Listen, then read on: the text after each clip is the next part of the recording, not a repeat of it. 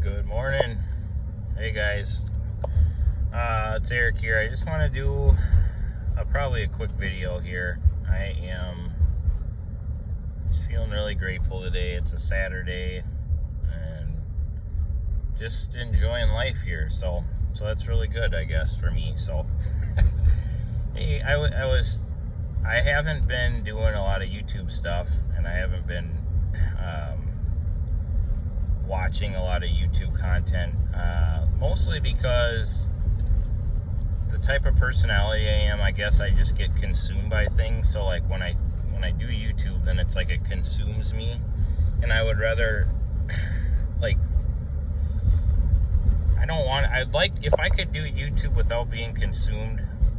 I think it would be awesome, but I don't know, for some reason I just get consumed with it. Like I'm always looking to see who's sending me messages, and I'm doing that and whatever else, and that's kind of why I haven't been doing it as much. But I have missed making videos. So what I wanted, and I also feel like I don't have anything to say, like if I've said everything, so that's another thing. And now I'm just making a video to make a video for what, like I guess to build my channel. I would like to do that, but in a way that's not just putting out negative content and drama and stuff like that. So anyways, to get to the point of the video, I really haven't been watching. I don't watch trucking videos anymore because it sounds really arrogant, but I like learning information. I like to learn things. Like I like bettering myself, and I know that there's channels out there that I can learn from, but I haven't. Besides like DIY Semi, besides DIY Semi, and then OG Dirty Broke. He's like entertaining, but it's just like the amount of knowledge that he has that he just accidentally tells people, and most people just goes over their head, it's a lot. So I would recommend those channels. There's others. Forgive me for not mentioning them to you, but there are tremendous others. But I'm just talking about like the majority of the channels out there. It's just like blah blah blah blah blah blah blah blah blah blah, like whatever, right? It's not trying to be whatever. Even maybe myself, like right now, I'm just rambling on. But so I guess people are talking about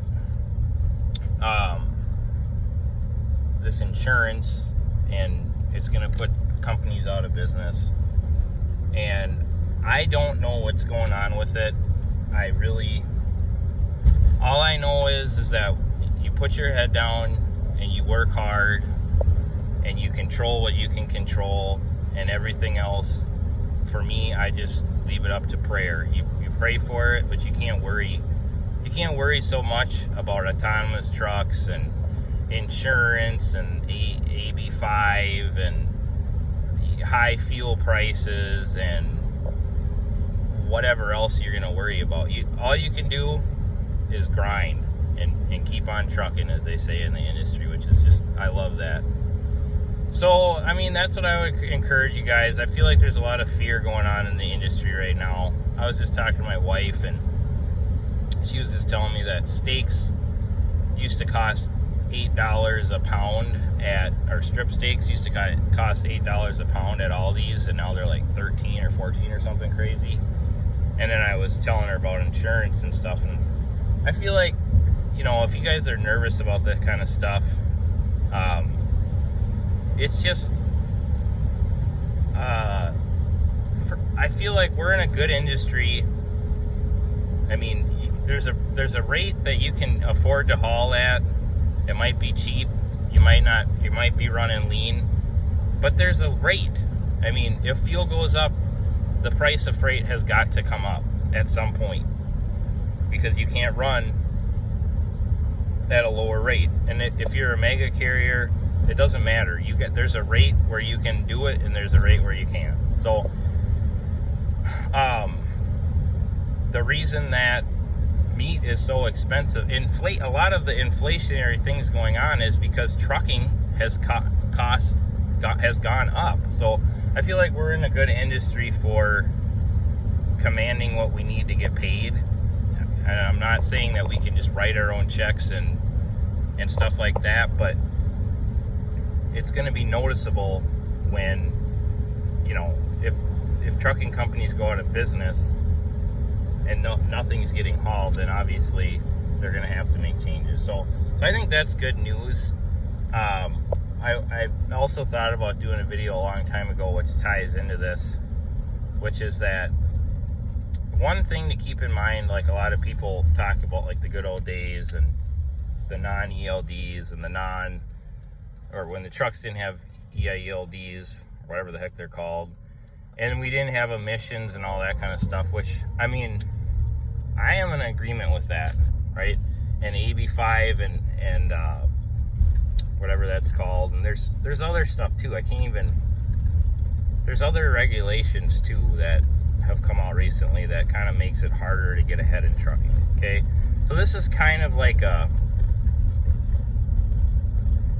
hey, look at me, it's good that I am where I am right now. And I don't mean to discourage anyone that's just getting started right now, but there are things that I have probably done when I got started that you can't do now, put it that way. And I did those things, and I feel like I was able to get ahead easier than if I was getting started right now. And it allowed me to get to kind of where I'm at. And I think that there's always gonna be opportunity, and you gotta just, I guess, kind of roll with the punches and just know that there's always going to be a way. Where there's a will, there's a way, basically. But this is more towards people that actually have one truck right now and they're worried versus somebody that's just trying to get started right now. So what I would say is that for myself and where I'm at, I mean, I feel like I'm not a big deal at all, but I feel grateful for what I do have, the drivers that I do have, how blessed I am and my family is to have the guys on our team that we have, and the owner operators and the small fleets and the community that I have surrounded around me. And I feel like the longer that you've been in this, even if you just started last week, it's going to be easier for you to survive than somebody that's just starting out. And it's not necessarily about surviving, it's about thriving. But sometimes you just have to be able to weather the storm. And once you're an established company, I feel like regulation is a good thing, because the more competition that there is in the world of business, it basically pushes down, it all comes back to supply and demand.